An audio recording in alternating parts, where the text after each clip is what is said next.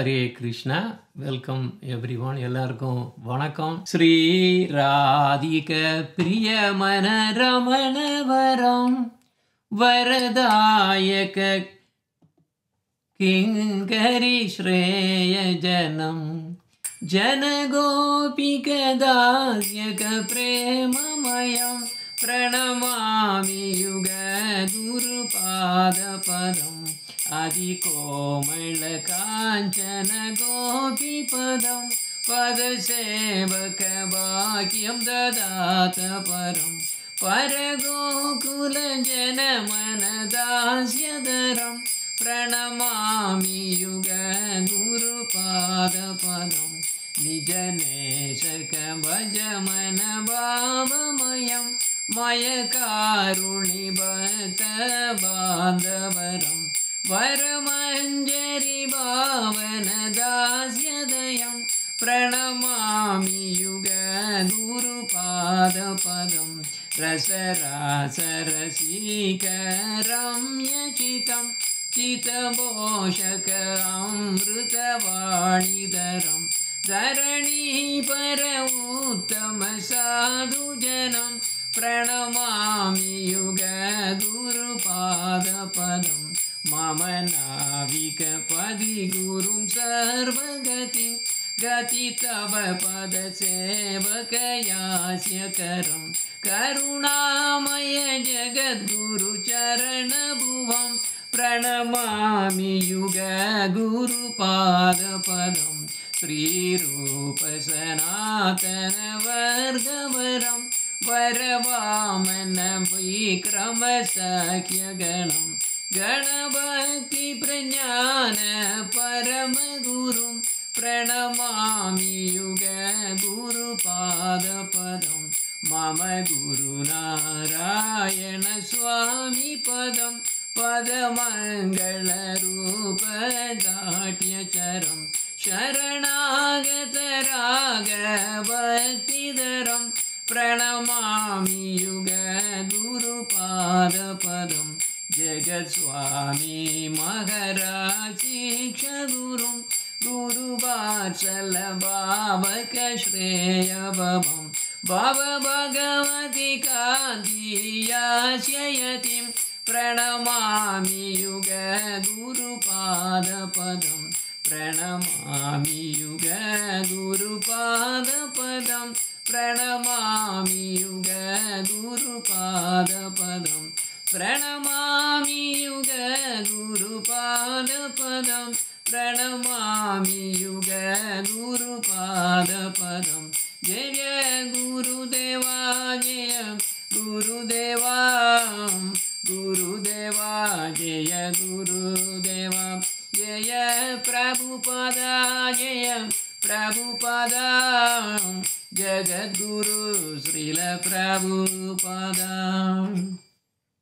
நம்ம இந்த ரெண்டு மகாஜனங்கள், இந்த ரெண்டு குருக்களும் ஜெகத்குருவும் யுகாச்சாரியாவும் நீங்கள் பார்த்தீங்கன்னா அவங்களோட அப்ரோச்சை பாருங்க. குரு ஜெகத்குரு எல்லா இடத்துலையும் டெம்பிள் பண்ணார். டெம்பிள் பண்ணி மக்களை கொண்டு அதான் முதல்ல அப்படி தான் கொண்டு வர முடியும். டெம்பிள் இல்லாமல் எப்படி மக்கள் வர மாட்டாங்க. பட் ரெண்டாவது நம்ம குரு எப்படி வந்தாச்சுன்னா அவர் டெம்பிள் எங்கே வெளியே கட்டுக்கு வரல. அவர் வந்தது ஒவ்வொரு ஹார்ட்லேயும், எவ்ரி ஹார்ட் அவர் Gurudev wanted to build temple. So both came to build temple. But where first one outside and other one is inside. This is the difference. You have to understand. Bhakti raganuga பக்தி. வந்தேகம் ஸ்ரீ குரு மூவரம் ஸ்ரீ ரூபானுக பிரவாரம் பிரஜரச ரசிகம் ச நாராயணம் தம் பிரபன்னம் ஸ்ரீ குரு சரணம் வந்தே ரமண பிரேஸ்தாய பூத்தலே ரூபானுக பக்திதம் ச கிருபாமூர்த்தி நாராயணம் சேவா குஞ்சே பிரஜே ரம்யே கோவர்தன கிரௌ சதா ராதா குண்டே ரசானந்தே ததத் சேவா பிரதாயகம் குரும் நாராயணாக்கியம் தம் வந்தே வினோத பிரேஷ்டகம் யத்பாதஸ்மி மாத்ரேண தாமோதர பிரசீததி நாராயணம் பிரபும் வந்தே கருணாகன விக்கிரகம் रागमार्गभक्तिं दत्त्वा तारयति त्रिभुवनं गौरहरि परं प्रेष्ठनित्यानन्दाविन्नका श्रीगौरनारायण भक्तबान्धवा प्रियसेवकं नारायणं गुरुं वन्दे शरण्यं भक्तबान्धवं गौरमनोभीष्टं पूर्णं राधादास्यं प्रदायकं गौरमनोभीष्टं पूर्णं राधादास्यं प्रदायकं रूपानुगाचार्यवर्यं रूपमञ्जरी प्रेषकं पतितपावनबान्धवा युगाचार्य नारायणं नमो विष्णुपादाय कृष्णप्रस्थाय भूतले श्रीमदे भक्तिवेदान्त स्वामिनिधि नामिने श्रीकृष्ण चैतन्य प्रभु नित्यानंद श्री अद्वैत गदाधर श्रीवासादि गौरभक्तवृंद हरे कृष्ण कृष्ण कृष्ण हरे हरे हरे राम राम राम हरे हरे. இன்னைக்கு அத்தியாயம் 3 ஸ்டார்ட் பண்ணுறோம். இந்த அத்தியாயம் 3 என்னன்னா, நைமித்திக தர்மத்தை விட்டுவிட வேண்டும். That mean throw out naimittika தர்மா.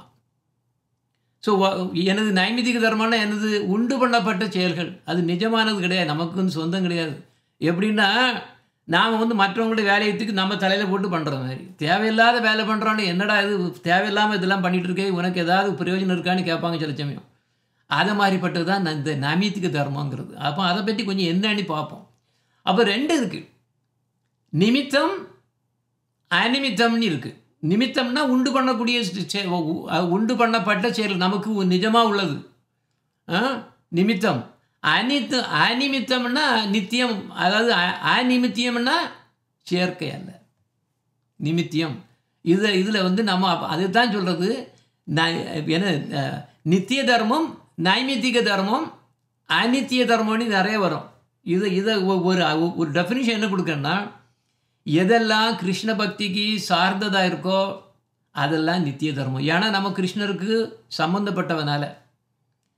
அப்புறம் இப்போ வந்து இது மாதிரி நைமித்திக தர்மங்கிறது என்னது? நைமித்திக தர்மம்னா செகண்டரி, தேவை கிடையாது, ஆனால் அதை பண்ணிகிட்டு இருக்கோம்.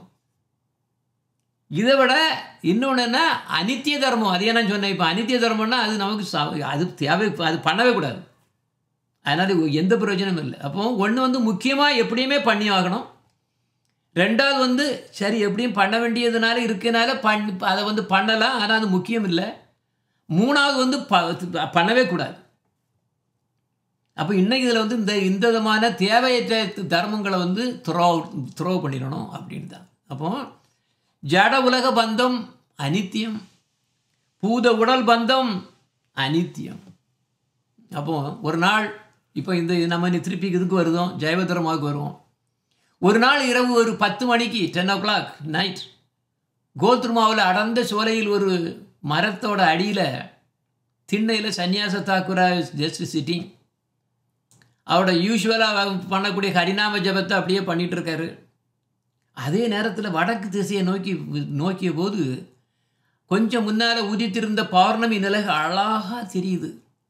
இதமான வெளிச்சம் நவத்தீப மண்டலம் முழுவதும் அப்படியே பரப்பின்னு இருக்கு. அப்போ திடீர்னு அவருக்கு வந்து மாயாபூரோட ஆன்மீக சொருவம் அவரோட கண்ணில் தெரிய ஆரம்பிச்சிடுது. நான் எப்படி டிஸ்கிரைப் பண்ண முடியாது, ஏதோ நான் சும்மா ஒரு ஸ்லைடு போட்டு கொடுக்கேன். இதில் ஆன்மீக விஷயங்களெல்லாம் சும்மா சாதாரணமாக நம்மளெல்லாம் டிஸ்கிரைப் பண்ண முடியாது. திடீர்னு அவருக்கு தெரியுது. பார்த்தாரு, என்னடா இது, என்ன அதிசயம், வாட் அ ஒண்டர், ஐ ஆம் சீயிங் த ஹோல் மாயாபூர் நவ். இவ்வளோ பெரிய இது புனித இடத்தை நான் வந்து பார்க்கேன்னு, விலை மதிக்க இல்லாத ரத்தினாஸ், so many ஜுவல்ஸ் எல்லாம் வச்சு கட்டப்பட்டு உயர்ந்த பெரிய மாளிகைகள், பிக் டெம்பிள்ஸ் எல்லாம் கோயில், வைடூரியங்கள், ஆல் த ஜுவல்ஸ், இந்த காஸ்ட்லி ஜுவல்ஸ் எல்லாம் வச்சு வளைவுகள், இவை எல்லாம் அந்த ஜானவி நதியை அப்படி எவ்வளோ அழகாக அப்படி ஜெகஜோதியாக ஜொலிக்க வைக்குது. பாருங்க, முன்னால் நம்ம பார்க்கும்போது பக்தி வினோத் தாக்கூர் இதே மாதிரி அவர் வந்து இதே தர்ஷனத்தை அங்கே அவரோட வராண்டால வீட்டுக்கு வெளியே இருந்து உள்ள இதில் இருந்து ஒரு போட்டிகை மாதிரி இருக்காங்க. நீங்கள் போனீங்கன்னா தெரியும். இப்போ அதே இடம் அப்படியே இருக்குது, ஆனால் அது ரொம்ப பழசு. அதில் நின்று அப்படி பார்க்கும்போது அங்கே தெரிஞ்சுது அவருக்கு, கங்கைக்கு அந்த பக்கம் தெரியுது அவர். இதே மாதிரி அதே பர்டிகுலர் விஷன் வந்து யாருக்கு வருது இப்போ? இந்த சன்னியாச தாக்கூராவுக்கு வருது. சன்னியாச தாக்கூரா. அப்போ இப்போ ஓகே, அப்போ அங்கே வேற நடந்துட்டு இருக்குது, அங்கே நடக்கு ஹரிநாம சங்கீர்த்தனம் அப்படியே வானத்தையே துளைக்குது. நாரத முனிவர், நாரத முனிவர்கள் அப்படின்னு வரும். ஏன்னா நாரத முனி ஒவ்வொரு இப்போ பிளானட்லேயும் நாரத முனி உண்டு. எனிவே அதே மாதிரி நூற்றுக்கணக்கான வைஷ்ணவர்கள் வீணைகள் எல்லாம் மீட்டி ஹரிநாம சங்கீர்த்த பாடி பாடி ஆடுறாங்க. ஒரு பக்கத்தில் சிவபெருமான் தாண்டவம் ஆடுறாரு, உடுக்கை அடித்துட்டு, ஓ விஸ்வம்பரா தயவு செய்து கருணை எனக்கு காட்டும் அப்படின்னு கதறி அழுகாரு. Is crying, Shiva is crying to really what ask for the mercy. Vishwambhara தயவு செய்து கருணையை காட்டும் அப்படின்னு. இப்போ அப்படியே அழுது கொண்டே தாண்டவ நாடி அந்த தாண்டவ நடனம் ஆடி உணர்ச்சியேற்று அப்படியே விழுகிறாரு. அப்படியே இன்னொரு பக்கத்தில் பிரம்மதேவர் வேதங்களில் உள்ள சிறந்த ரிஷிகளோட அப்படியே உட்கார்ந்துருக்காரு. அவரு மகாபிரபு அப்படியே தூச்சு பாடுறாரு. மகான் பிரபு உருவாய் புருஷ சத்வைஷ பிரவர்த்த சுநிர்மலாமிவாம் பிராப்திம் ஈஷானோ ஜோதிரவ்யயா. அவரே எல்லாவற்றுக்கும் மகான், எல்லாவற்றுக்கும் மேலான பிரபு. அவரது கருணையினால் மட்டுமே எவருக்கும் அறிவும் பரமசுகமும் கிடைக்கிறது. அந்த புருஷர்தான் ஸ்ரீ சைத்தன்ய மகாபிரபு. அவரே எல்லாவற்றையும் ஆளும் ஈசன். அவரே ஜோதிமயமானவர். அவரது தங்க கோல்டன் ஃபார்ம், தங்க நிற ஆன்மீக உடலிலிருந்து கிளம்பும் பேரொளி எல்லா இடங்களுக்கும் பரவுகிறது.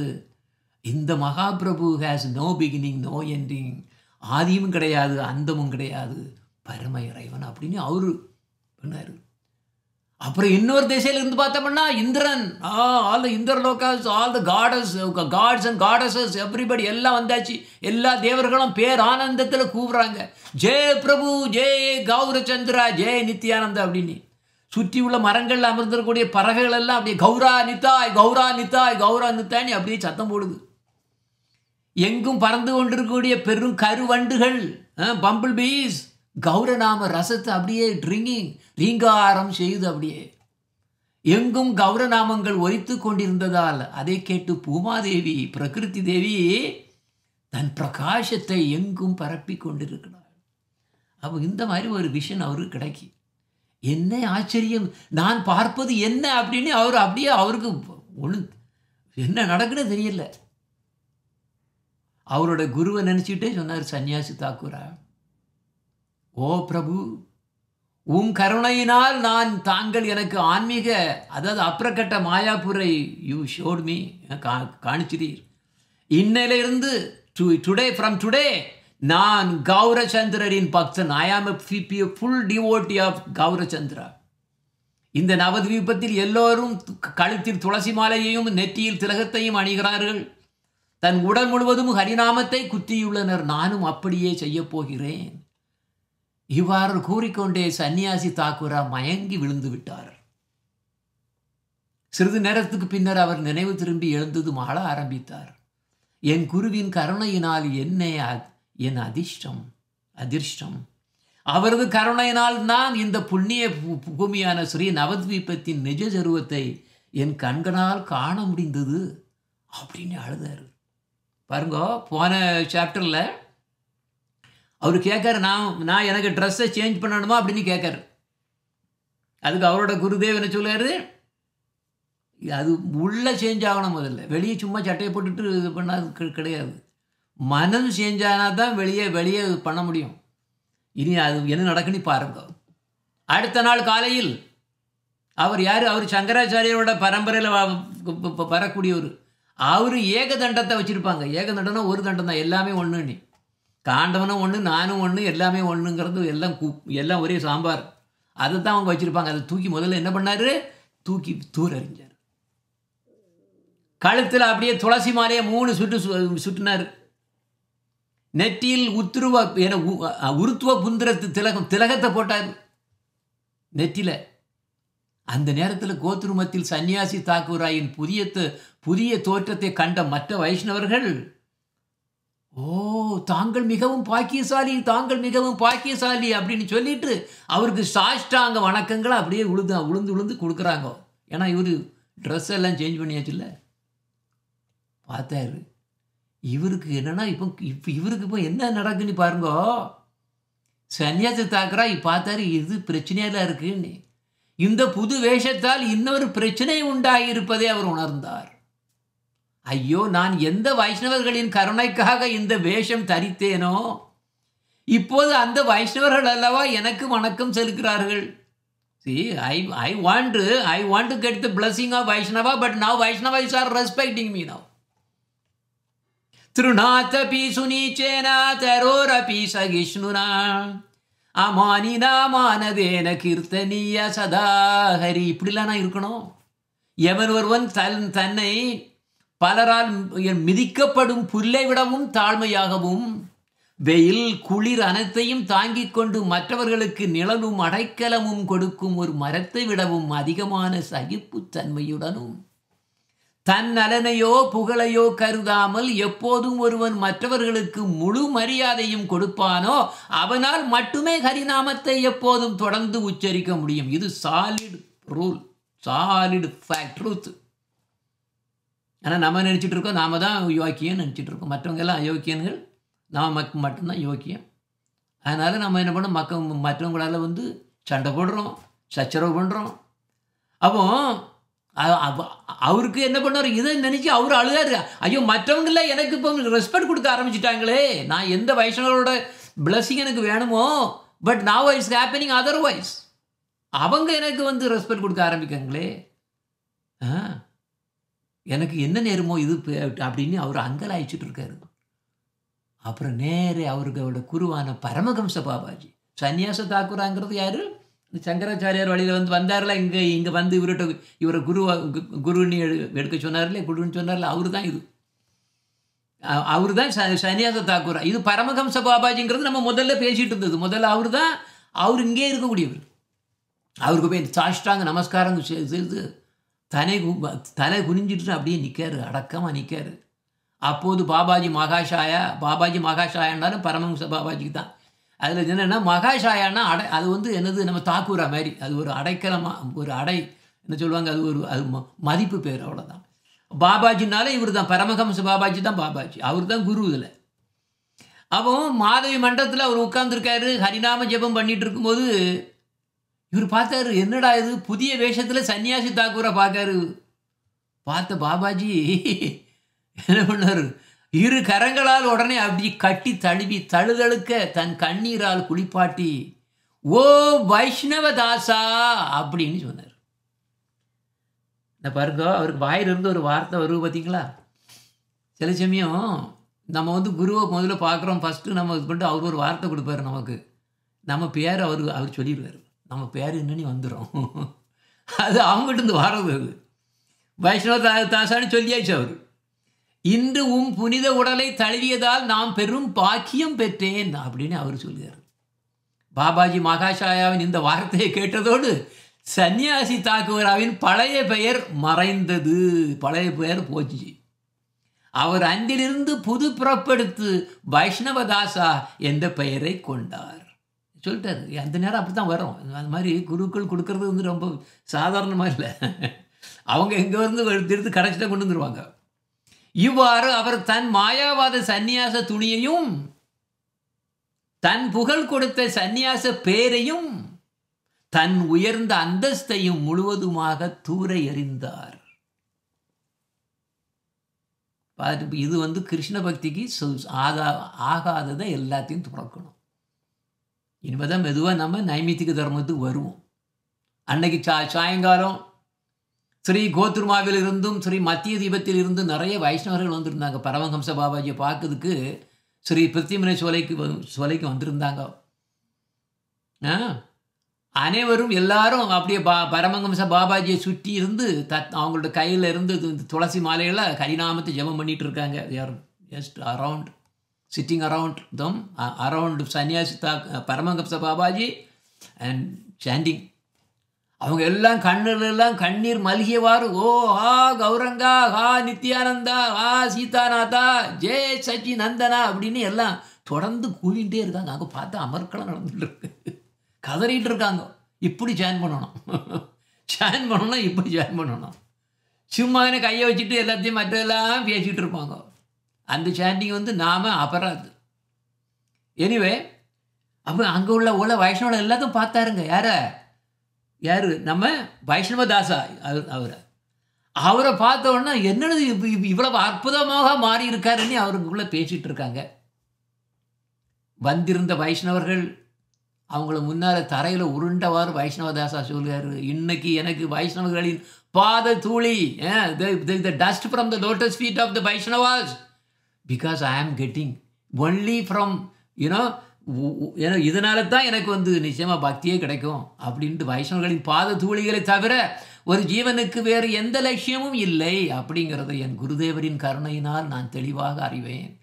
பார்த்தீங்களா, அவருக்கு என்ன கிடச்சிருக்கு? நவத்விதாமே அப்படியே அந்த விஷனே கிடச்சிருக்கு. அதிலிருந்து ஆரம்பிக்க பாருங்கள். இதெல்லாம் குருவோட இது. நம்ம என்ன பண்ணுவாங்கன்னா, சிலவங்க என்ன பண்ணுவாங்கன்னா, தன்னுடைய குருவை விட்டுருவாங்க. தன்னுடைய குருக்கு வந்து சேவை பண்ண மாட்டாங்க. they don't serve for own guru. They'll be going to every places to, I want to associate with there, I want to associate here. எல்லாம் they'll be going all over the place. But Bhava Bhakti will not come. Bhava Bhakti will come only Guru Seva மட்டும்தான் வரும். There is no other way. You can cry, you can go out. It's not going to happen. First you have to serve your own Guru. Otherwise, nothing. Going away is not going to be benefit. அதே மாதிரி தான் இது. பார்த்தீங்களா, அவர் எவ்வளோ தூரத்துக்கு he was having so much of faith and complete dedicated to only mainly his Guru. Vaishnavas are secondary. அப்போ அவர் சொல்லுவார், என் குருதேவின் கருணையினால் நான் தெளிவாக எப்படி என்ன அறிஞ்சிருக்கேன்? வைஷ்ணவர்களின் பாத தூளி கிடைத்தால் எனது வாழ்க்கையில் எனக்கு மிகவும் வெற்றி. வைஷ்ணவர்களின் பாத தூளிகளை தவிர ஒரு ஜீவனுக்கு வேறு எந்த லட்சியமும் இல்லை என்பதை என் குருதேவின் கருணையினால் நான் தெளிவாக அறிவேன். தெரிஞ்சு போச்சு அவருக்கு. வைஷ்ணவர்களின் பாத தூளிகள், அவர்களுடைய பாதங்களை கழுவிய நீர், அவர்களுடைய வாயிலிருந்து வரும் அமிர்தமான வாக்கியங்கள், இந்த மூன்றும் தான் சம்சார சாகரம் எங்கள் கொடிய நோயிலிருந்து சிக்கி இருக்கக்கூடியவங்களுக்கு உள்ள ஒரே மருந்து. இதுதான் ஔஷதம். அதுதான் ஔஷதம். அது மட்டும் இல்லை, அந்த நோயிலிருந்து குணமாகிய ஆரோக்கியமான ஜீவனுக்கும் அவர்களது பாத தூளிகளே பரம ஆனந்தத்தை அளிக்கிறது. இது ஏன்னோ நம்ம வந்து நமக்கு கிறிஸ்தவ வச்சு கிடச்சாச்சு என்ன எல்லாத்தையும் தூரத்தி போட்டு கிடையாது. நோ, அப்படி கிடையாது. இது எட்டர்னல், இது நித்திய தர்மா. வைஷ்ணவ சேவா இது நித்திய தர்மா. இப்போது நான் எவ்வளவு தூரத்துக்கு ஒரு அற்பமான ஜீவன் என்பதை உணர்ந்து கொண்டேன். நான் ஒரு பிராமணன், நான் ஒரு சிறந்த அறிவாளி, நான் மிக உயர்ந்த சன்னியாசி என்ற எண்ணங்களால் கெட்டு போயிருந்தேன். இவை அனைத்தையும் இப்போது உங்கள் கால்களில் தாழ்மையுடன் சமர்க்கிறேன் அப்படின்னு he gave completely everything to his Guru. So here அற்பமான ஜீவன், அதான் ஹியூமிலிட்டி. எவன் ஒருத்தன் தன்னை தூசிக்கும் அற்பமா நினைச்சாமன்னா மட்டும்தான் அவனுக்கு கிருஷ்ண பக்தி கிடைக்கும். இல்லைன்னா ஒன்றும் கிடைக்காது. புரியுதா? ஏன்னா பார்த்தீங்கன்னா அந்த சரணாகதியில் கடைசியில் பார்த்தீங்கன்னா எல்லாம் all the six aspects of saranagati, the main one is humility. Humility is the thing that is a derivative. அதிலிருந்து வரக்கூடிய ஆட்டோமேட்டிக்காக வந்துடும். சரணாகதி பண்ணியாச்சுன்னா ஆட்டோமேட்டிக்காக ஹியூமிலிட்டி வந்துடும். ஆனால் ஹியூமிலிட்டி இல்லைன்னா சரணாகதியும் பண்ண முடியாது. இதுதான் பிரச்சனை. அப்போ அன்னைக்கு அதிர்ஷ்டசாலியான இன்னொரு மனிதரும் அந்த சத்சங்கத்தில் உட்கார்ந்திருந்தார். அன்னைக்கு மிகவும் அவர் பெரிய உயர்ந்த பிராமண குடும்பத்தில் பிறந்தவர், ஒரு ஜமீன்தாராக இருந்தவர், அரேபிய மற்றும் அது மாதிரி பார்சி மொழிகளில் ரொம்பவும் தேர்ச்சி அடைந்தவர், அரசியல் அது மட்டுமில்லை மக்கள் துறையிலும் வல்லுநராக விளங்கியதால் இஸ்லாம் நம்ம அந்த டைமில் உள்ள இஸ்லாமிய அரசாங்கத்தில் நெருக்கமாக ஈடுபாடு வைத்து ரொம்பவும் புகழ் பெற்றவர். ஆனால் அவ்வளவு தூரத்துக்கு பெரும் புகழ் பெற்றும் அவருக்கு மன அமைதியே இல்லை. ஆக்சுவலாக இதுதான் பிரச்சனை. பணம் வரும்போது மன அமைதி போகும், புகழ் வரும்போது மன அமைதி போகும், ஆன்சைட்டி தான் வரும். அப்போ இது எல்லாமே ஆக்சுவலாக என்னது விஷம். அவருக்கு ஒன்றுமே இல்லாமல் சரி இப்படியாவது வைஷ்ணவனை பார்த்துட்டு தெரியலாமா, கொஞ்சமாவது பீஸ் வருமா அப்படின்னு நினச்சி அட்லீஸ்ட் ராத்திரி நிம்மதியாக தூங்க முடியுமா அப்படிங்கிறக்காண்டி வராது. ஏன்னா அவருக்கு ஒன்றுமே மன அமைதியே கிடையாது, தூக்கமே இல்லை. அப்போ அதில் என்ன கரிநாம ஜபத்தில் சரி ஜபம் பண்ணலான்னு எப்படியோ சொல்லி கொடுத்து யாரோ எப்படியோ கேட்டு வராரு. சில நாட்களுக்கு பின்னர் அவர் எங்கே வராரு, இங்கே கோத்ருமாவுக்கு வராரு. அங்கே ஒரு வைஷ்ணவருடைய ஆசிரமத்தில் தங்கி நவத்வீப வைஷ்ணவர்களிடம் தொடர்பு கொண்டு அப்பப்போ இந்த சத்சங்கங்களில் கீர்த்தனங்கள் பாடுக அவர் ஆசை. சிலவங்களுக்கு பாடுறதுக்கு ரொம்ப ஆசையாக இருக்கும், அதெல்லாம் முதல்ல நல்லது. ஏன்னா பாட்டுக்கு தான் ஆண்டவன் இறங்கி வருவார். பாட்டு அவ்வளோ தூரத்துக்கு இது. அதே மாதிரி வைஷ்ணவரோட குவாலிட்டி பார்த்தீங்கன்னா 26 குணங்களில் 26 qualities of Vaishnavas. One is we become a poet. அவங்க பாட ஆரம்பிப்பாங்க, எப்படி வருதுன்னு தெரியாது, பாடுவாங்க. அப்போ இவர் மாலதி மண்டபத்தில் உட்கார்ந்துருக்காரு. வைஷ்ணவரோட பிரத்யும்ன குஞ்சாவுக்கு அப்படி வரும்போது மாலதி மண்டபத்தில் இவரு போய் அவங்க மற்ற வைஷ்ணவரோட உட்கார்ந்துருக்காரு. அங்கே வைஷ்ணவர்களின் தாழ்மையான சுபாவத்தை பார்த்துட்டு இவர் புதுசு, வைஷ்ணவர்களுடைய அவங்களுடைய சுபாவம் தெரியாது. ஸோ முக்கியமாக வைஷ்ணவதாசா அவருக்கு கேட்டதுலேருந்து அவருக்கு நிறைய சந்தேகம் வந்துட்டு. நான் இப்போ சொன்ன முடியாது, அவர் சொன்னார்ல இப்படி எனக்கு வைஷ்ணவர்கள் தான் எனக்கு முக்கியம், உங்கள் பாத தூளிகள் தான் வேணும் அப்படின்னு அவர் சொன்னதை இவர் கேட்ட உடனே இவருக்கு சந்தேகம் ஆரம்பிச்சிருச்சு. ஏன்னா இவர் பெரிய பேச்சாளர் வேறு. நான் இப்போ சொல்லக்கூடிய ஜமீன்தார் புதுசாக உட்கார்ந்துருக்கூடிய ஒரு ஜமீன்தார். அப்போ உடனே சும்மா கூப்பிட்டு சிலவங்களுக்கு நிறைய அந்த மாதிரி எல்லா பப்ளிக்லேயே பெருசாக நினச்சிட்டு அவங்களே ஏதாவது சொல்லுவாங்க.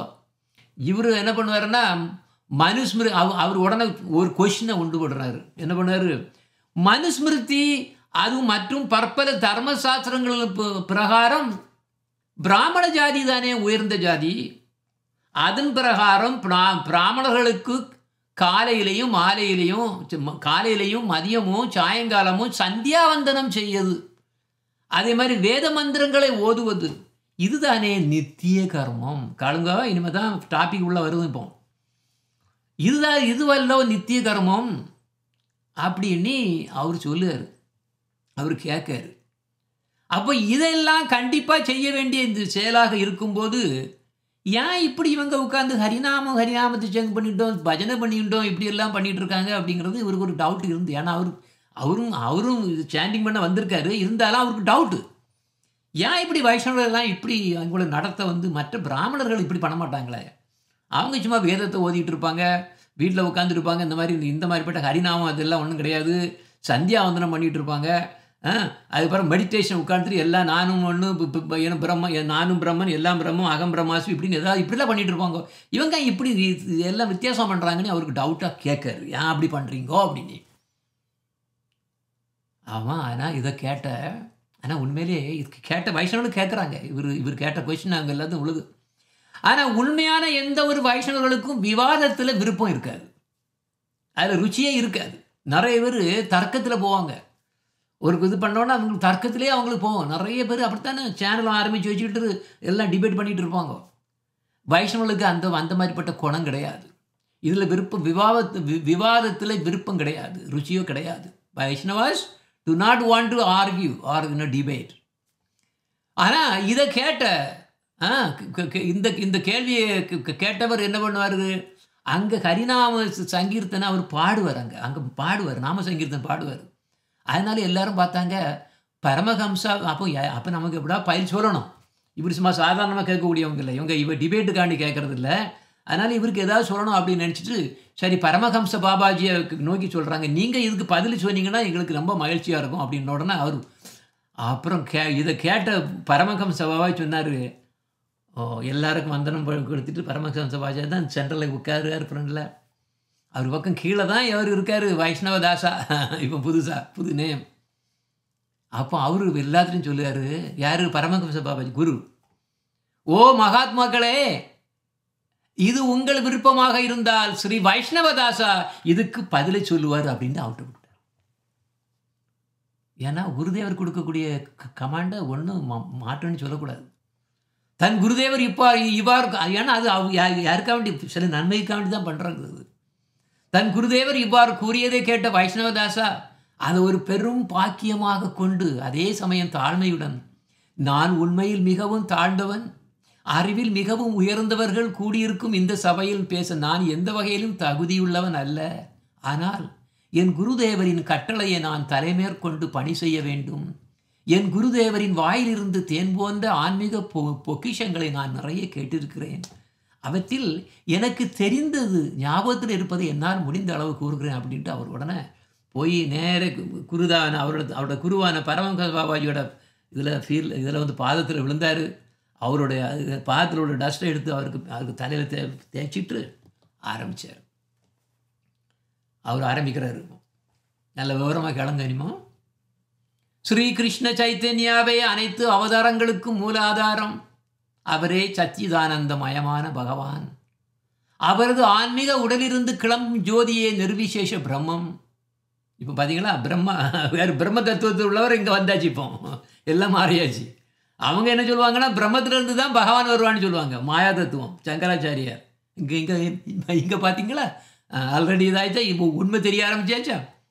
அப்போ அவரோட உடம்புலேருந்து வரக்கூடிய தேஜஸ் தான் நிர்விசேஷ பிரம்மம். ஒவ்வொரு ஜீவாத்மக்களும் இதயத்தில் வீட்டிற்கும் பரமாத்மா அவரது ஒரு அம்சமே. அந்த பகவான் என் மனத்தில் வீட்டிலிருந்து என்னை பேச வைக்க வேண்டும் அப்படின்னு கூப்பிட்டுட்டு, ஆன்மீக குறிக்கோளை பொறுத்தவரையில் மனிதர்களுக்கு 2 விதமான இயற்கையான சுபாவங்கள் உள்ளன. வைத்தி விதிமுறைகளை கடைப்பிடித்து ஸ்ரீகிருஷ்ணரை நாடி வழிபடுதல். ராகானுகா நிர்பந்தமோ விதிமுறைகளோ எதுவும் இன்றி சுயமாக ஸ்ரீகிருஷ்ணரிடம் அன்பு செலுத்துதல். 2 விதமான இருக்கு. அப்போ ஒரு ஜீவன் மாயைக்குள் கட்டுப்பட்டிருக்கும் வரை விதிமுறைகள் இல்லாமல் இறைவனை நாட முடியாது. அதான் எல்லாம் அந்த தான் எல்லாம் கோயிலுக்கு ஓடிட்டு இருக்குது. அந்த இந்த ப்ரொசீஜர்லாம் பண்ணுறது அதான். நிறைய மதங்கள் இதுதான். விதிமுறைகள் இல்லாமல் அவங்களுக்கு இறைவனை நாட முடியாது. யாருக்கு? மாயைக்குள்ளே கிடக்கக்கூடிய ஜீவனுக்கு. ஆனால் ஒருவனின் புத்தி மாயையிலிருந்து முழுவதுமாக விடுபட்டு வந்தால் அவனுக்கு விதிமுறைகள் தேவை கிடையாது. இதுதான் முக்கியம். ஜீவன் அப்போ மாயைக்கு உள்ள பார்த்தீங்களா, அந்த ஃபிகரை பாருங்கள். மாயைக்கு உள்ளே இருக்கக்கூடியவங்களுக்கு வைத்திய பக்தி. அப்போ சுபாவ சித்தம் அவங்களுக்கு அப்படி இருந்தால் நேரம் என்ன பண்ணுவாங்க, அவங்க ராகானுக பக்தி வழிக்கு போகலாம். ஆனால் 99% எல்லாம் ஜீவன் இங்கே எல்லாம் எங்கே எவ்வளோ பேர் மகாத்மாக்கள் வராங்கங்க, எல்லாமே விழுந்தது தானே. இப்போ கலப்படம் இல்லாத இந்த பரிசுத்தமான ராகானுக பக்தியே ஜீவாத்மாவின் சுயநிலை. சுவபாவ சித்தம்ங்கிறது ராகானுக பக்தி தான். அதுதான் சின்மயா அப்படின்னையும் ஜடமுக்த நிலையினையும் நிறைய பேர் சொல்கிறது. அப்போ ஸ்ரீ பகவான் நினைத்தால் ஒரு ஜீவனை ஜட உலக பந்தத்திலிருந்து முழுவதுமாக அவர் அறுத்து விட முடியும். ஆனால் அது டைம் வரும். அது அவர் நேரே பண்ண மாட்டார். அவர் நினைச்சா தான் பண்ணுவார். அவருக்கு இஷ்டம் அது. ஆனால் அது வரைக்கும் ஜாதக சீமன் எப்படி போயிட்டுருப்பானுங்க, மாயில் உள்ளக்கூடிய வைத்திய பக்தியிலிருந்து போய் ஷயன்முகா அப்படிங்கக்கூடிய முக்தி நிலையை நோக்கி போயிட்டுருப்பான். ஷயன்முகாங்கிறது ஒரு இன்டர்மீடியட் ஸ்டேஜ் மாதிரி தான் ஆக்சுவலாக. ஏன்னா அதுக்கு அப்புறம் அந்த ஜீவன் வந்து புத்தியெல்லாம் யூஸ் பண்ணி ஞானத்தெல்லாம் யூஸ் பண்ணி மேலே போனோம். அதுதான் ஸ்வரூபத ஜட முக்தின்னு பேர். அப்போ அந்த முக்தி தான் அந்த லைன் அப்படி போவாங்க. முதல்ல ஷயான் முக முக்தி, அதுக்கு பிறகு தான் ஸ்வரூபத ஜட முக்திங்கிறது உண்மையான முக்தி கிடைக்கும். ஒரு ஜீவன் அதே மாதிரி வஸ்துத ஜட முக்தி நிலைக்கு வந்த பின்னர் மட்டுமே ஜீவனுக்கு ராகானுக என்ற பரிசுத்தமான பக்தி நிலை தோணும். பார்த்தீங்களா, அந்த நிலைக்கு வந்த பிறகு அவன் ராகானுகாவுக்கு போகலாம். எப்படி? சாதுவின் அருணினால். அந்த மாதிரி ராகாத்மிகா சாது வேணும். ராகாத்மிகா சாது இல்லைன்னா ஒன்றும் பண்ண முடியாது. அப்போ ஒருத்தன் வந்து கீழே மாயைக்குள்ளே மாட்டி கிடந்து வைத்திய பக்தி போய் ஷயன்முகா அந்த ரூட்டில் போய் ஸ்வரூபத ஜடமுக்தி நிலையில் போயிட்டு இருக்கும்போது எந்த நேரத்தில் ஒருத்தன் வந்து ஒரு ராகாத்மிக சாதுவனுடைய பிணைப்பு கிடைச்சதோ அவன் என்ன பண்ணிடுவான், ராகானுக பக்திக்கு வந்துடுவான். அப்போ வஸ்துத ஜடமுக்தி கிடைச்சிடும். புரியுதா இப்போ? ஓகே, புரியுதா இப்போ? ஜீவன் வந்து 2 விதமாக இருக்குது. மாயைக்கு உள்ளே இருக்குது, மாயைக்குலேருந்து வெளிப்பட்டது. ஓகே, மாயிலிருந்து வெளிப்பட்டது தான் ராகானுகா. ஓகே, புரியுதா இப்போ? இனி ஒரு ஜீவன் இந்த ராகாத்மிக நிலைக்கு வர்றது வரைக்கும் அவனுடைய புத்தி எப்போதும் பூத உலக சம்பத்தில் தான் ஒட்டியிருக்கும். பணம், பொருள், உடல், மனம், அப்புறம் எல்லாம் ஆல் த ரிலேட்டிவ்ஸ், அதே மாதிரி பணம் பொருள் அது அது அது இதில் தான் இருக்குமே தவிர அவனுக்கு போவான், அவன் டெம்பிளுக்கு போவான், இதுக்கு தான் போவான். அவனுக்கு வந்து எல்லாம் சரியாக இருக்கணும், சரியாக இருக்க வேண்டி போவான், டெம்பிளுக்கு போவான். இவங்க எல்லாம் எங்கே இருப்பாங்க? மாயையில் கிடக்காங்கன்னு அர்த்தம். அப்போ அது ராகாத்மிக நிலைக்கு வரும் வரைக்கும் அவன் புத்தி பூத உலக சம்பத்தில் தான் இருக்கும். அதுக்கு காரணம் என்னன்னா மாயையில் மாட்டி இருக்குதுனால தானே சொல்கிறேன். அப்போ அதனால உண்மையான சொரூபம் மறைக்கப்பட்டிருக்கும். இந்த ஒரு விபரீத நிலையினால் அந்த ஜீவனுக்கு ஆன்மீக சம்பந்தமான செயல்களிலும் பொருட்களிலும் விருப்பம் இருக்காது. கரிக்கதா இருக்கும்போது வரமாட்டான், கரிக்கதா விட்டு ஓடிடுவான். ஏன்னா அவனுக்கு வேலையை பார்க்கணும்னு ஓடிடுவான். அப்போ ஜீவன் அப்போ ஏன்னா அவன் மாயலுக்கு இருக்கான்னு அர்த்தம். அது கஷ்டம், ரொம்ப கஷ்டம். அப்போ இது ஒரு விபரீத நிலையில் இருக்கு. அப்போ இப்படி தான் அவன் என்ன பண்ணிட்டு இருக்கான்? இப்போ இந்த சம்சார சாகரத்தில் மாட்டிட்டு இது அங்கே அவ்வளவு கொதிக்கும் சம்சார சாகரத்தில் ஒரு படகு கிடக்கு மாதிரி கிடந்து அலைஞ்சிட்டு கிடக்கான், தத்தளிச்சுட்டு கிடக்கான். ஆக்சுவலாக அதான் அந்த படத்தை போட்டேன் உங்களுக்கு. சரிதா? அப்போ தன்னுடைய இழிந்த, அதான் அதுக்கு பேர் நிசர்கன்னு பேர். நிசர்க தன்மையினால ஜட உலக பொருட்களின் மேலான விருப்பத்தையும் தொடர்புகளை மட்டுமே அவனுடைய ஆன்மீக நிலையினி தப்பாக நினச்சிட்டு இருப்பான். நிறைய நல்ல ஜாப் கொடுத்தாச்சுன்னா அது நமக்கு வந்து நம்ம பெரிய பக்தன் அப்படின்னு நினைப்பான். புரியுதா? இப்போ புரியுதா?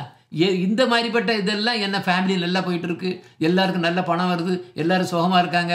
என்னாச்சுன்னா என்ன அர்த்தம்? அவன் நினச்சிருக்கான், நான் இப்போ ஆன்மீகத்தில் மேலே போயிருக்கேன். இது நிசர்க. ஆக்சுவலாக நான் அதான் திரும்பி சொல்லுவேன். எவன் ஒருத்தன் அப்படி நினைக்கானோ அவன் பக்தன் இல்லைன்னு சொல்கிறது தான் சொல்லுவேன். பக்தனுக்கும் இந்த விதமான இதுக்கும் சம்மந்தம் கிடையாது. சுத்தமான பக்தனுக்கு இதுக்கும் சம்மந்தம் கிடையாது. அது மட்டும் இல்லை, இந்த நிசர்க நிலையில் ஒரு ஜீவனுக்கு 2 நாட்டு வரும். 2 நாட்டுன்னா எனக்கு கட்டு நாட்டு. நான் என்னுடையது. இந்த 2 அகங்காரம் தான் பிரச்சனையே. நான் இந்த உடல் சம்பந்தமான அனைத்தும் என்னுடையது என்று அந்த ஜீவன் நினைக்கும். அதன் காரணமாக உடலுக்கு சுகத்தை அளிக்கும் பொருட்களிலும் யாரெல்லாம் அவங்களுக்கு வந்து சந்தோஷம் கொடுப்பாங்களோ அவங்கள நடத்தி தான் போடுவாங்க. எவனா ஒருத்தன் ஏதாவது சொல்லிட்டோம்னா அவங்களும் சண்டை, எவ்வளோ எகென்ஸ்டாக ஏதாவது சொல்லிட்டோம்னா உடனே அங்கே குத்திரும், சண்டை வரும். அப்போ நம் உடலுக்கு சுகத்தை அளிக்காத பொருட்களையும் மனிதர்களையும் அந்த ஜீவன் வெறுக்கிறது. இவ்வாறு அந்த ஜீவன் விருப்பிலும் வெறுப்பிலும் மூழ்கி நண்பர்களையும் எதிரிகளையும் உருவாக்குகிறது. அப்போ ஒருத்தனுக்கு அதான் சொல்லுவாங்க, வைஷ்ணவனுக்கு வந்து எதிரிகளே கிடையாது, எல்லாருமே நண்பர்கள் தான், எதிரிகளே கிடையாது. அவன் எல்லாருமே ஒன்றா தான் பார்ப்பான். இது முக்கியம். வைஷ்ணவர்களுக்கு வந்து 26 குவாலிட்டிஸ்லேருந்து ஒரு குவாலிட்டி என்னென்னா அவனுக்கு எனிமையே கிடையாது. அவன் எல்லாத்துக்கும் சமம், எல்லாருக்கும் அவனுக்கு விருப்பம். அதான் சுத்தமான வைஷ்ணவன். அப்போ ஏன் நமக்கு அப்போ இந்த மாதிரி வருதான் எதிரிகளும் ஏன் வருது? இவ்வாறு ஜீவன் வந்து விருப்பிலும் வெறுப்பிலும் மூழ்கி அதனால தான் நண்பர்களையும் எதிரிகளையும் உண்டாகிட்டே இருக்குது. இந்த விருப்பு வெறுப்புகள் அதை வந்து 3 விதமாக கொண்டுடலாம். உடல் சம்பந்தப்பட்ட விருப்பு வெறுப்புகள், சமுதாயம் மற்றும் குடும்ப விஷயத்தில் நோக்கப்பட்ட சம்பந்தப்பட்ட விருப்பு வெறுப்புகள், பழக்க வழக்கங்களினால் மற்றும் குணங்கள் சம்பந்தப்பட்டவையினால் வரக்கூடிய விருப்பு வெறுப்புகள். ஆனால் இதையெல்லாம் தாண்டின ஒரு சுத்தமான வைஷ்ணவர்களுக்கு இதெல்லாம் கவனிக்கவே மாட்டான். அவன் இதுக்கு மேலே போயிடுவான். அதே மாதிரி ஜட உலக வாழ்க்கையில் ஜீவன்கள் மூழ்கி வதைப்படுகின்றன. இந்த ஜீவன்கள் தங்கம், பொருள், ஐஸ்வர்யம், கனகா அப்படின்னு எண்ணி பொருளாசையிலும் மனைவி, குடும்பம்னா காமினி என்று பெண்ணாசையிலும் சிக்கி இன்ப துன்பங்களை அனுபவிக்கின்றன. இதுவே சம்சார சாகரம் என்று அழைக்கப்படுகிறது. அதான் ஓட்டிகிட்டு இருக்கு பேக்ரவுண்டில். இதில் தான் மாட்டிட்டு கிடக்கிறோம் நாம். சம்சார சாகரத்தில் சிக்கிய ஜீவாத்மா ஒவ்வொரு உலகத்திலும் பிறந்து இறந்து every birth and death and every brahmanda again and again பண்ணி karma, they are doing karma, then again karmic reaction will come. பலன்களை அனுபவிக்கிறது. சில சமயங்களில் மேல் உலகத்திலும் சில சமயங்களில் கீழ் உலகத்திலுமாக ஏராளமான உலகங்கள் முழுவதும் அலைகின்றன. இவ்வாறு கட்டுண்ட ஜீவனுக்கு ஆன்மீக விஷயங்களில் விருப்பமோ அல்லது பிடிப்போ வருவதில்லை. அந்த பிடிப்புக்கு பேர் சித் அனுராகான்னு பேர். ஆனால் இந்த சித் அனுராகங்கக்கூடியது வந்து அந்த இதுதான் ஜீவனோட நிஜமான நிலைங்கிறது. அதுதான் சுவதர்மம், நித்திய தர்மம். ஆனால் ஜீவன் தன் நிஜமான ஆன்மீக நிலையை மறந்து ஜடப்பொருள்களின் மேலே ஒட்டி கொள்கிறது. இது மிகவும் இழிந்த நிலை என்பதை ஜட உலகத்தில் மாயையின் சம்சாரத்தில் சிக்கிய ஜீவாத்மாக்கள் உணர்வதே இல்லை. இப்படி கிடந்து தலையில் இங்கே வந்து இந்த சம்சார சாகர இந்த கடலில் கிடந்து இப்படி தத்தளிச்சிட்டு இருக்குங்கிறது அவங்களுக்கும் தெரியாது. என்ன பரிதாபம்னு பாருங்க. அப்போ இந்த மாயையில் சிக்கியிருக்கக்கூடிய பத்த ஜீவன்களுடைய நிலை என்னன்னா சித் அனுராகம் கிடையாது. என்னது ஆன்மீக நாட்டம் கிடையாது. சித்த அனுராகம் கிடையவே கிடையாது. அவங்களுக்கு எது வேணால் வயரை பார்க்கணும், அவங்களோட ப்ரெஸ்டீஜை பார்க்கணும். அவங்கள யாராவது கொஞ்சம் ஏதாவது கடிச்சு சொல்லிட்டாச்சுன்னா உடனே நேரே மலையில் போயிடும், தலையில் போயிடும். அப்போ அந்த சித்த அனுராகம் இல்லாதனால தான் இந்த மாதிரிப்பட்ட இதில் வருது. ஆன்மீக நாட்டத்தில் அவங்களுக்கு விரும்பம் கிடையாது. சும்மா ஏதோ ஒரு இதுக்காக வேண்டி அவங்க அந்த மாதிரி பண்ணிகிட்டு இருப்பாங்க. அதே மாதிரி ரெண்டாவது, அப்போ இது ஜீவனில் 3 விதமான சொல்கிறாங்க. சித்த அனுராகம் கிடையாது, ராகானுகா சுயமான கிருஷ்ண பக்தி கிடையாது, சாதுக்களை கண்டா ஓடிடுவானுங்க. கரிக்கதால என்னடா இவன் சாதுவாரானா ஓடிடுவாங்க, கரிக்கதானா ஓடிடுவாங்க, வரமாட்டாங்க. என்ன இதான் விபரீதம். இதெல்லாம் மாயையில் சிக்கி இப்படி தத்தளிக்கக்கூடிய ஜீவன்களுடைய இந்த குணம். அப்போ சித்த நிராகம் உள்ள ஜீவன்களுக்கு எப்படி இருக்கும்? ஆன்மீக சாஸ்திரங்களை கிடைச்சோம்னா தேன் போல இனிக்கும். ஆனால் பத்த ஜீவன்களுக்கு ஜீவ தர்மம் படிப்பதோ கேட்பதிலோ விருப்பம் கிடையாது. அதனால தான் நிறைய பேர் வரல. ஜீவ தர்மங்களை யாருக்கு இஷ்டம் இருக்குமா? இப்போ அதான் வருது. சித்த அனுராகம் யாருக்கு இருக்கோ அவங்க யாரும் ஒட்டிடுவாங்க. அது படித்து உறிஞ்சிட்டே இருப்பாங்களே தவிர என்னடா இதில் ஒன்று கதையே ஒன்றும் இல்லையே, ஒன்றும் இப்படி இருக்கேன்னு. ஏன்னா அவங்களுக்கு ஏன்னா மாயக்குள்ளே கிடக்காங்க. நான் சொன்ன கடல் மாதிரி கிடக்காங்க, உள்ளே கிடக்காங்க. இவங்களுக்கு எங்கே தெரிய போகுது? பார்த்தீங்களா ஜீவதாரம்? அதான் நான் சும்மா ஒரு படத்தை போட்டுதேன். பார்த்தீங்களா ஜீவதாரம் ஆனந்தம். நம்ம குருதேவ் 108 பேரும் படிச்சிருக்காரு அதை. அப்போ அது எப்படின்னா ஃபிலாசபி இருக்குது எல்லாம். ஆக்சுவலாக என்ன இருக்குது அதில்? சம்பந்தம், அபிதேய, பிரயோஜனான்னு பார்த்தோம்னா அவ்வளவு ரச தத்துவம் அவ்வளவும் இதுலேயே தான் இருக்குது. இதில் நீங்கள் இதை படிச்சுட்டு யாராவது எதுவும் படிக்க வேண்டியது கிடையாது. எந்த விதமான இதையும் படிக்க வேண்டியது கிடையாது. அவ்வளோ அங்கே இருக்குது கம்ப்ளீட்டாக. ஆனால் சித்த அனுராகம் இல்லையே. சித்த அனுராகம் இல்லைன்னா என்ன பண்ண முடியும்? ஒன்லி இன்ட்ரெஸ்ட் இருக்காது.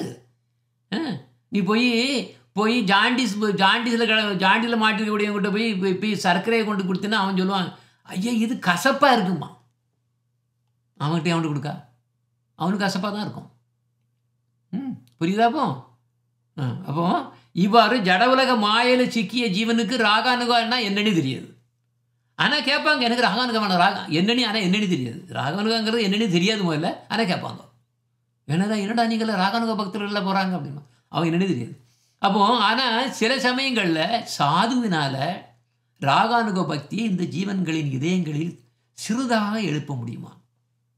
பெருசாக ஒன்றும் பண்ண முடியாது. ஆனால் அவங்க குவாலிஃபிகேஷன் வேணுமே முதல்ல. கொஞ்சம் ஒரு அப்படியே ஒரு ஸ்மெல் மாதிரி வரும். நல்லா அப்படியே ஸ்வீட் ஸ்மெல் வர மாதிரி ஒரு ஃபீலிங் இருக்குமே தவிர ஃபுல்லாக தெரியாது. இந்த ராகானுக பக்தி நிலையை அடைவது ரொம்பவும் மிகவும் கடினம். அந்த மாதிரி ராகானுக பக்தி நிலையை அடைந்த ஒரு ஜீவனை காணுவதும் ரொம்பவும் அபூர்வம். இவங்களுக்கெல்லாம் அந்த கோயில் கட்டணும்னையும் அப்படி பெரிய ஃபங்க்ஷன் எடுக்கணுங்கிறது அவ்வளோ இன்ட்ரெஸ்ட் இருக்காது. எப்படி இன்ட்ரெஸ்ட் இருக்குன்னா ஒன்லி வேறு என்னென்னா ஏதாவது அதனால் 4 பேர் ஒரு நல்ல ஏதோ ஆண்டவங்கிட்ட வர முடியுமாங்கிறத அதை நினச்சிட்டு என்ன பண்ணுவாங்க, அவங்க இதயத்தில் போய் இதயத்தில் போய் கோயிலை கட்டுக்கு தான் அவங்களுக்கு இஷ்டம். அதான் நம்ம குருதேவ் வந்தவர். ராகானுக லைன் அப்படி தான் வரும். பெரிய படா டெம்பிள் கட்டிட்டு அவ்வளோ சிமெண்ட்டும் கல்லும் சிமெண்ட்டும் வச்சுட்டு அவங்க கடைசியில் அதுக்காக அடி போடுவாங்க, சண்டை போடுவாங்க, ஒருத்தனை கொல்லுவானுங்க. அது இல்லை, அவங்கெல்லாம் மாயையில் மாட்டி கிடக்கக்கூடியவங்க. அப்போ சம்சார சாகரத்தில் சிக்கியுள்ள ஜீவன்கள் மாயையினால் வஞ்சிக்கப்படுகிறார்கள். இதையெல்லாம் பகவானுக்கு தெரியும். ஆனால் அவருக்கு கொஞ்சம் கருணை இருக்குல்ல. அந்த கருணையினால் மாயினால் வஞ்சிக்கப்பட்ட ஜீவன்களோட இதயத்தில் அவரை எப்படி கொண்டு வரலான்னு பார்க்குறாரு. இதுக்கு தான் என்ன பண்ணுவார்? சாதுக்களை அனுப்பி வைக்காரு. கிருஷ்ணர் நேரே வர மாட்டார்.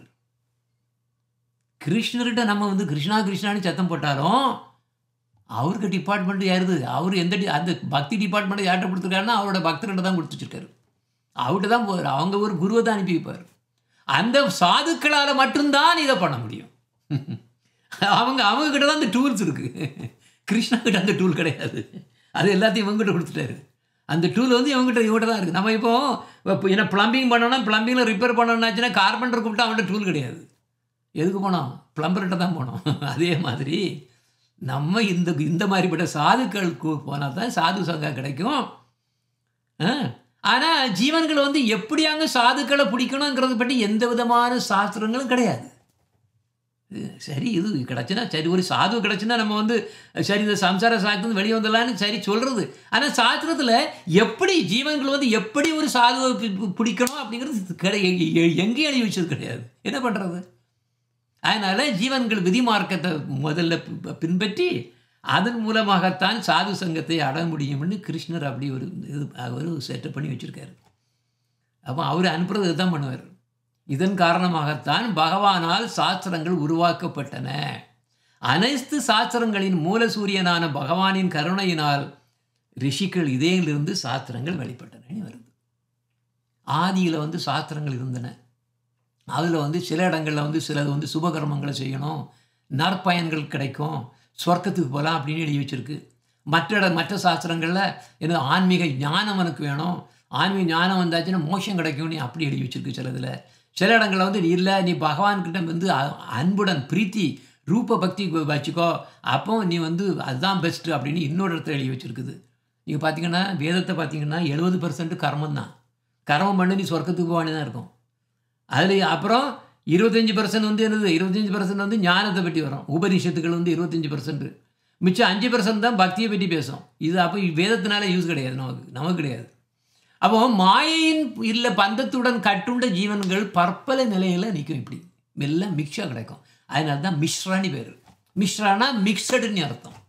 அப்போ கர்மத்தை அப்போ என்ன பண்ணுவாங்க, 3 விதமாக பிரியும். அப்போ எப்படி பிரியும்? கர்ம அதிகாரம், நான் சுபகர்மங்களை செய்து ஜட உலக லாபங்களை இங்கேயே நல்ல ஜாலியாக இருக்கணும், இல்லை இறந்து பிறகு நேர போய் சொர்க்கரோகத்தில் போய் கிடக்கணும்னா ஆனால் அது பெர்மனண்ட் கிடையாது. இல்லை, நீ பண்ண புண்ணியம் தீர்ந்த உடனே திருப்பியில் வரணும். அப்போ கர்ம அதிகாரம் ரொம்பவும் கீழானது வந்து கர்ம அதிகாரம். சுபகர்மங்களை செய்து ஜட உலக லாபங்களை அனுபவித்தல். ஞான அதிகாரங்கிறது வந்து ஆன்மீக ஞானத்தை பெற்று மோட்சத்துக்கு போகிறது. 3வது வந்து பக்தி அதிகாரம், அதுதான் பிரேம பக்தி அதிகாரம். ஆக்சுவலாக பரிசுத்தமான அன்பினால் பகவானுக்கு சேவை செய்து பகவானை அடையுதல். அப்போ இந்த 3 விதமான அதிகாரங்களை கொண்டே வேத சாஸ்திரங்கள் வித்தியாசமான வழிபாட்டு விதிமுறைகளுடன் 3 விதமான இப்படி கேட்டகரைஸ்டு ஜீவன்களுக்காக படைச்சி வச்சுருக்கு. அப்போ இப்படி வித்தியாசமான வேத சாஸ்திரங்களை வந்து வித்தியாசமான ஜீவன்களுக்கு தான் படைச்சி வச்சுருக்கு.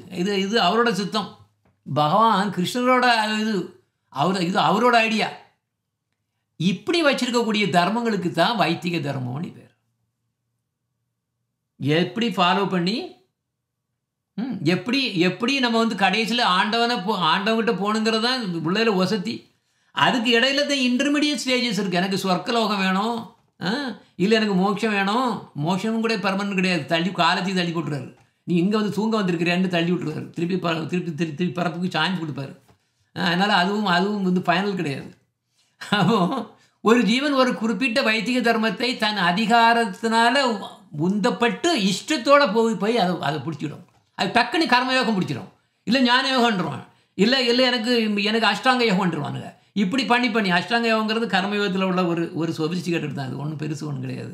ஆக்சுவலாக கர்மாதிகாரமும் ஞான அதிகாரமும் கொஞ்சம் ரெண்டும் மிங்கிள் பண்ண சொல்ல போனால் தான் அந்த அஷ்டாங்கங்கிறது வேறு ஒன்று. அஷ்டாங்க வேறு ஒன்றும் பெரிய ராஜயோகா ரொம்ப பெருசு ஒன்றும் கிடையாது. அப்போ அந்தந்த ஜீவன்கள் வந்து அப்படி கரெக்டாக அது பிடிச்சிடும். அப்போ அந்த நிலை அதில் தான் இருக்குன்னு அர்த்தம்.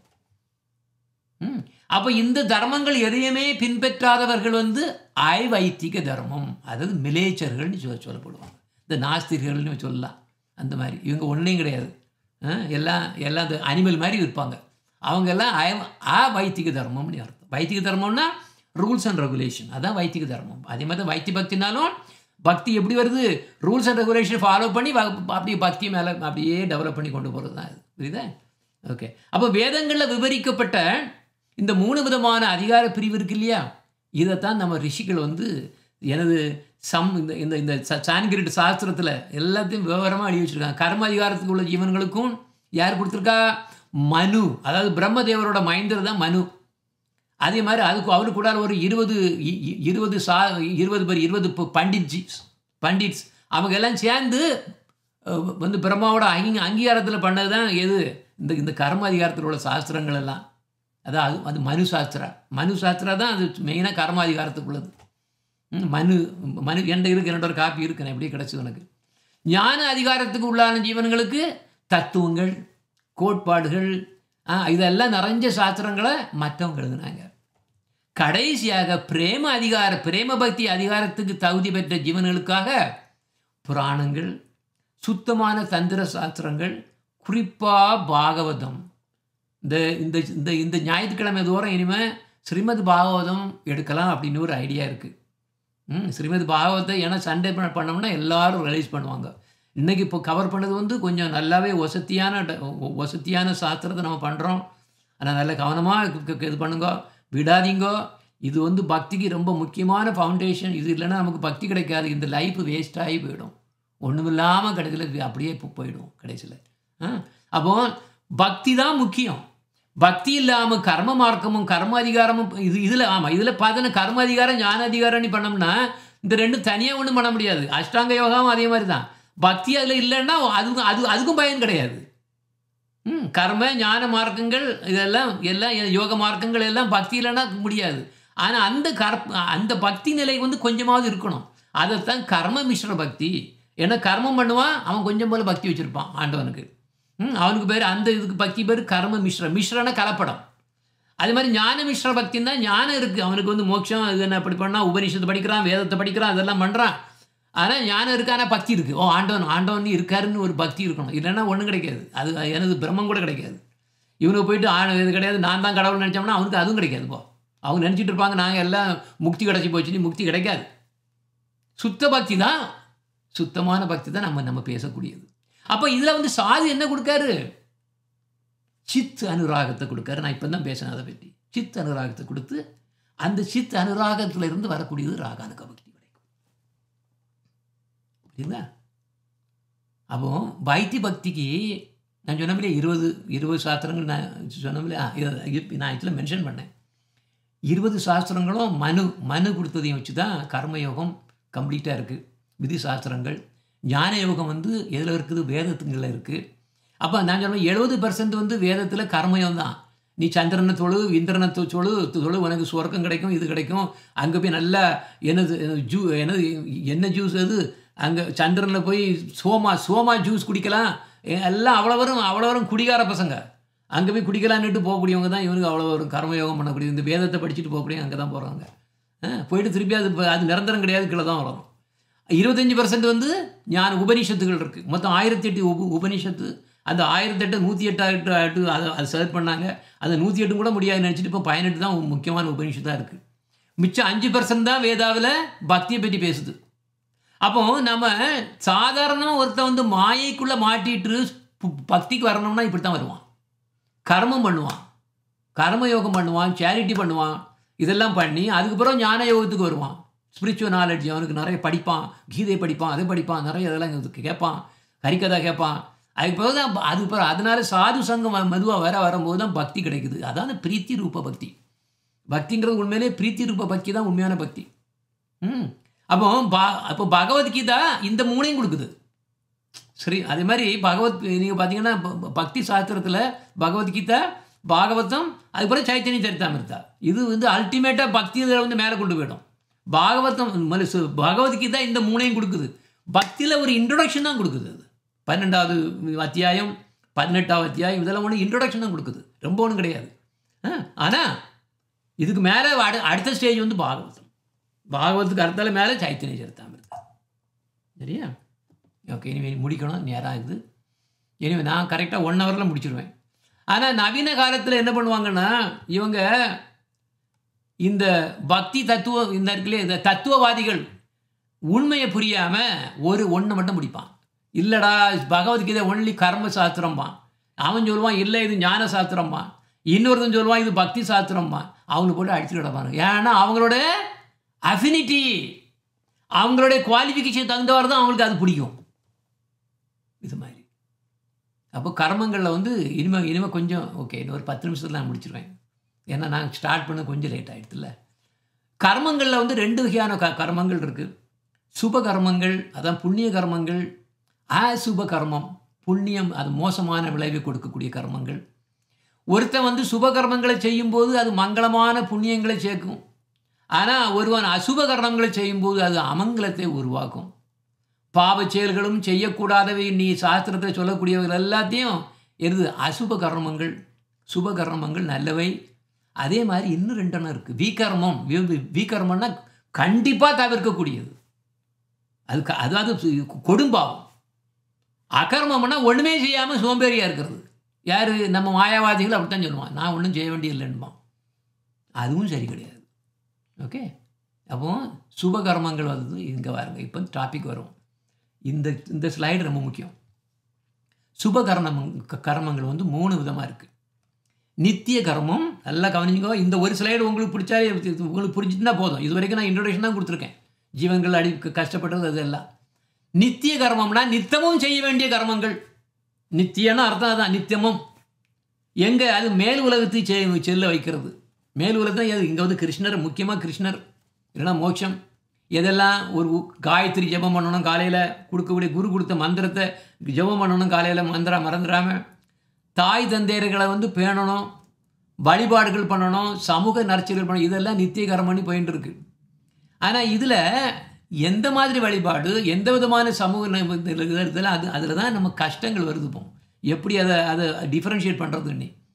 அப்போ 2வது வந்து நைமித்திக கர்மம்னா சடங்கு போன்ற சூழ்நிலைகள் வரும். ஏன்னா பிறப்பு, இறப்பு, பிறந்த நாள், கல்யாண சடங்குகள், இதெல்லாம் வந்து நைமித்திக தர்மம்.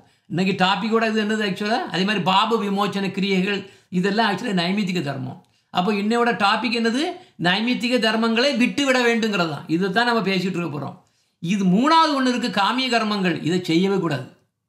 சுயநலத்துக்காக செய்யக்கூடிய கர்மங்கள், செல்வம் பெருக்க வழிபாடுகள். ஒவ்வொரு கோயிலாக அலைவாங்க, சேரிட்டி கொடுத்துட்டு இருப்பாங்க.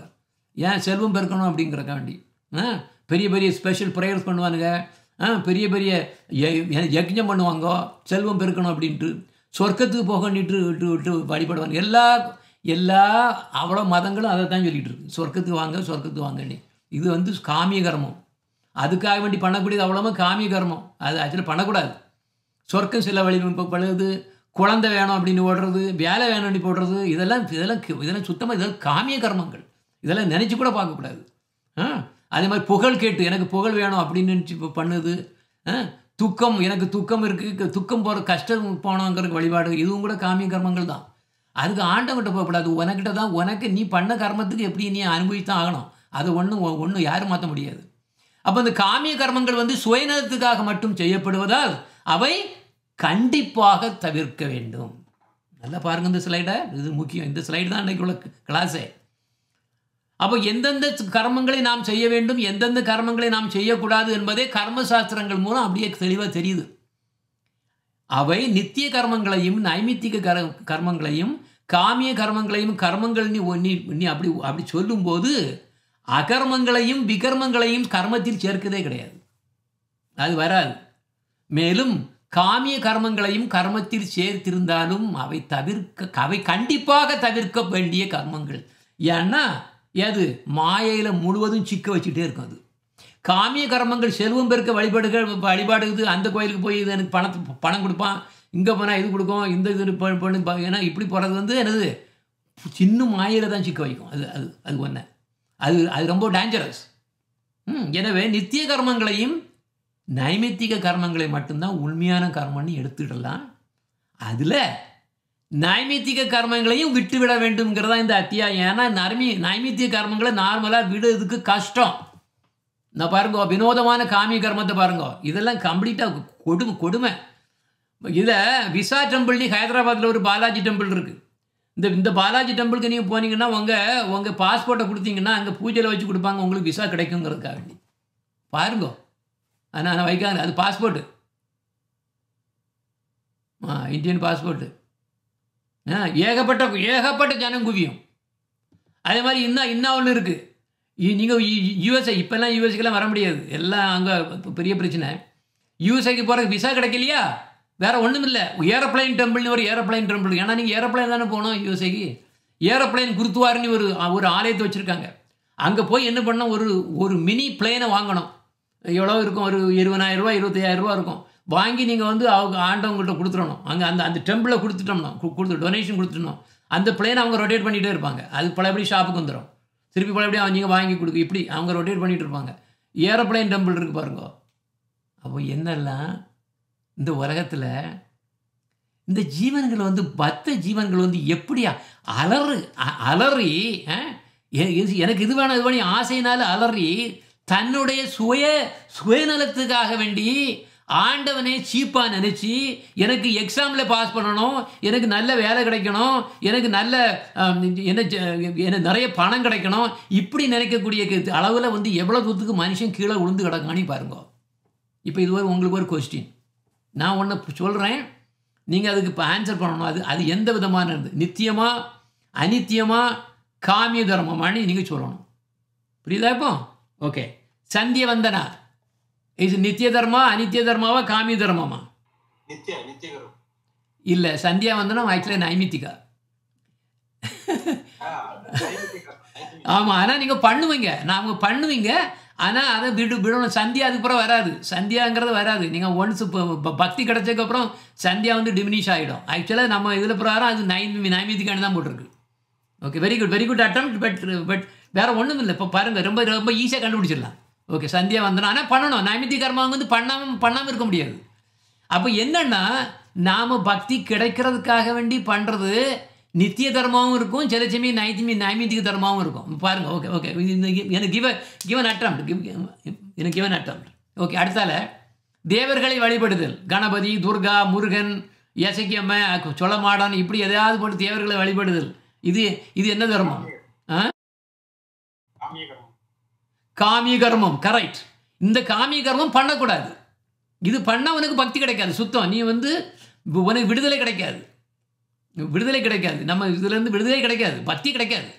அதனால தான் நம்ம சொல்லுது தேவர்களை வழிபடாதீங்கன்னு சொல்லுது. பகவத்கீதையும் சொல்லுது தேவர்களை வழிபடாதீங்க, நீ என்கிட்ட ஸ்ட்ரைட்டாக வாணி. அதான் சொல்லுது காமிய கர்மம். Very good point. ஹரிநாம ஜபம் நித்திய கர்மம். எஸ். சத்யநாராயண பூஜை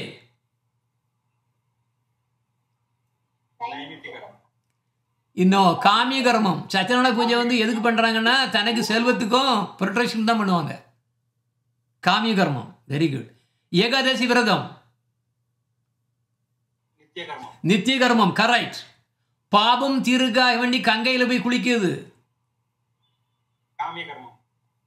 பாபம் தீர கங்கையில் குளிப்பது. Yes, correct. ஆனால் அதை நைமித்திகன்னு எடுக்கலாம். அதை ஏன்னா சரிச்சுமே நைமித்திகன்னு சொல்லலாம். ஏன்னா அங்கே போய் பாவம் தீர்ந்தாச்சுன்னா எனக்கு வந்து பக்தி கிடைக்குங்கிறங்கன்னு அப்படி ஒரு இன்டெரக்டாக இருக்கிறதுனால நைமித்திகன்னு சொல்லலாம். பட் ஆக்சுவலாக இப்படி நம்ம பாவம் தீரன்னு நினச்சி பாவம் தீரணுன்னு போனோம்னா அது வந்து காமிய கர்மம் இல்லை. எனக்கு அது வந்து புனித நதி அப்படிங்கிறதுக்காண்டி போய் குளிக்கிறது, பாவத்தை நினைக்காம குளிக்கிறதுக்கு நைமித்திக தரும். அது 2 விதம் இருக்குது. பிருந்தாவன் பரிக்கிரமா யாத்திரை நித்திய கர்மம். எஸ். திருமண சடங்கில் கலந்து கொள்ளுதல், இல்லைன்னா திருமணம் செய்து வைத்தல், இதெல்லாம் நைமித்திக கர்மம். ஏன்னா இது வந்து தான் இருக்கும், வரும் போகும். ஆனால் நம்ம இதை விட்டு இறஞ்சிடணும். நைமித்திக தர்மத்தை விட்டு தூர இறங்கணுங்கிறதா இந்த சாப்டரோட இது. ஓகே, பாதி தான் பண்ணியிருக்கோம். இனி அடுத்த நாள் வந்து மிச்சம் உள்ள பாதி பார்ப்போம். அடுத்தால துளசி பூஜை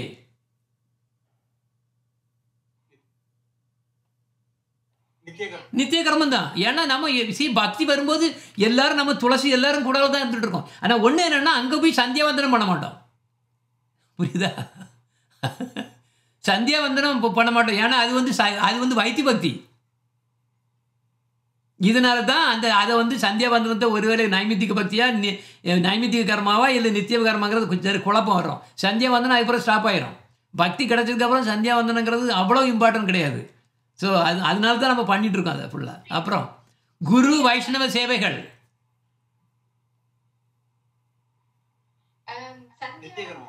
நித்திய கர்மமா? நித்திய கர்மம்.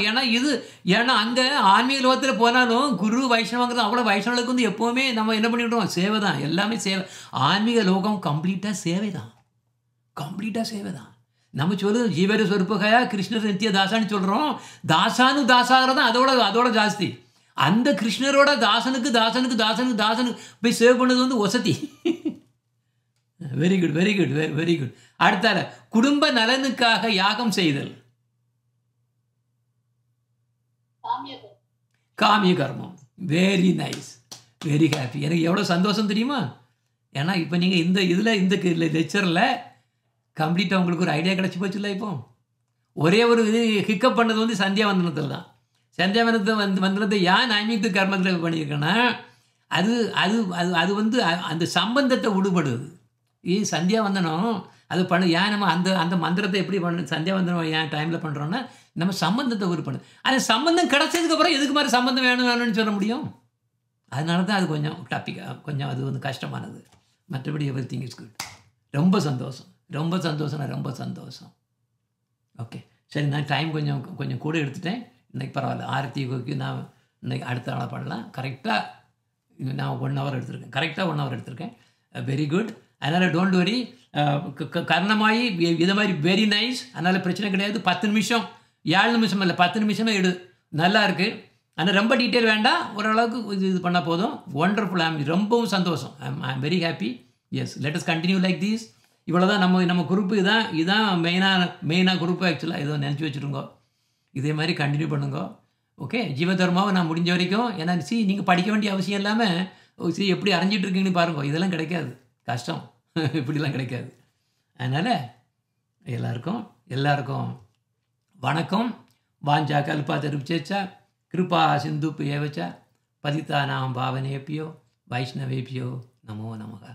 ஹரே கிருஷ்ணா கிருஷ்ணா கிருஷ்ணா ஹரே ஹரே, ஹரே ராம ராம ராம ஹரே ஹரே. எல்லாருக்கும் எகெயின் பிரணாம்.